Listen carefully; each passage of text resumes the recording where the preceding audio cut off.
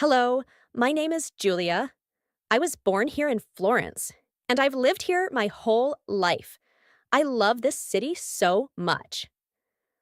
Florence is a place full of art, culture, and beautiful history.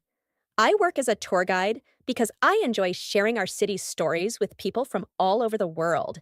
I studied history at university, and I've always been fascinated by the past. Arrival in Rome. Today is the first day of my trip to Italy. I am so excited. I arrived in Rome this morning, and the weather is beautiful. It's sunny and warm, and I feel the excitement in the air. I am staying in a small hotel in the center of the city. The hotel is very nice, and I can see Rome's old buildings from my window. After I unpack my things, I decide to go out and explore the city. My first stop is the famous Colosseum. It is huge. I have seen pictures of it before, but in real life, it is even more amazing. It was used for gladiator fights long ago, and now many tourists visit it every day. I take some photos to remember my visit. The Colosseum is in a busy area, and there are many people. I meet a kind woman named Maria. She is from Italy and works as a tour guide. Maria tells me all about the history of the Colosseum. She says, "The Colosseum is very old, but it is still strong." It tells the story of Rome's past. She shows me around and explains how gladiators fought there for fun and entertainment.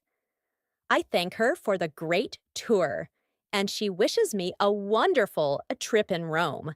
After visiting the Colosseum, I go to Piazza Navona, a famous square in Rome.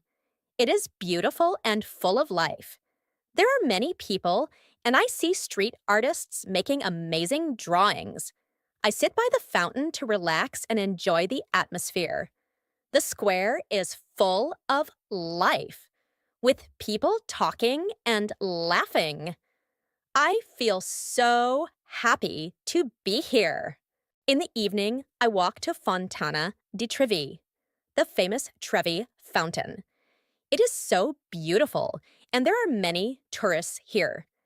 I throw a coin into the water and make a wish. I read somewhere that if you throw a coin into the Trevi fountain, you will come back to Rome one day. I hope that is true.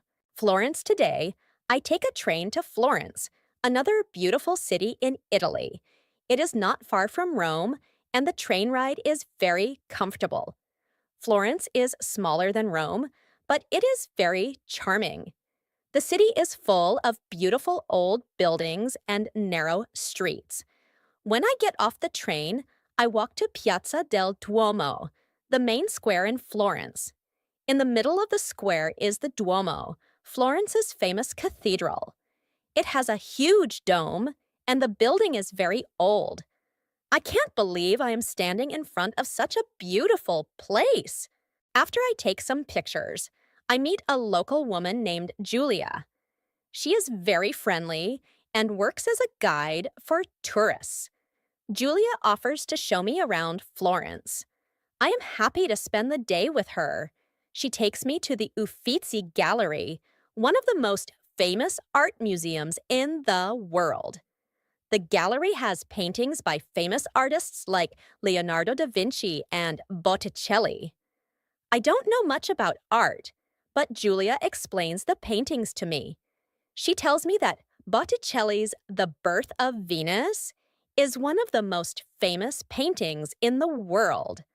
I love how the painting looks, and I feel like I am in another time. After the gallery, Julia takes me to Ponte Vecchio, the old bridge in Florence. It is beautiful and full of small shops. I walk across the bridge and buy a small bracelet as a souvenir. Julia tells me that the bridge has been here for hundreds of years. It's amazing to think about how old everything is in Florence. We stop for a coffee at a small cafe. Julia orders espresso, a strong coffee that people in Italy love. I try it, but it is very strong. Julia laughs and says, "It's the best way to start the day in Italy." Exploring Florence. On my third day, I wake up early to visit Boboli Gardens, a beautiful park behind the Pitti Palace. The garden is full of flowers, fountains, and old statues. It's very peaceful here, and I walk around enjoying the fresh air and the beautiful views of Florence. From the top of the garden, I can see the whole city. After spending some time in the garden, I visit Piazza della Signoria, a famous square in Florence. There are many statues here, including a copy of Michelangelo's David. I can't believe how big the statue is. I take some photos and sit on a bench to rest. The square is full of tourists, but it's still very calm and quiet. In the afternoon, I visit the Accademia Gallery, where the original David statue by Michelangelo is kept.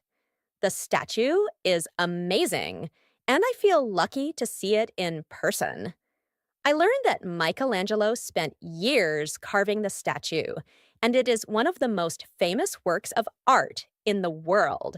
Later, I walk through the small streets of Florence and stop at a local market.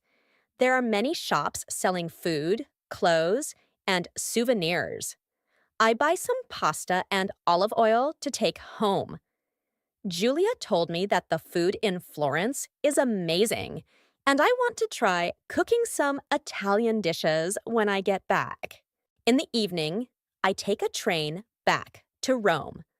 I am sad that my trip is almost over, but I am so happy I had the chance to visit these beautiful cities. Italy is amazing, and I hope to come back again one day. 1. Tourist. A person who is visiting a place for pleasure. 2. Gladiator. A person who fought in the Colosseum in ancient times. 3. Souvenir.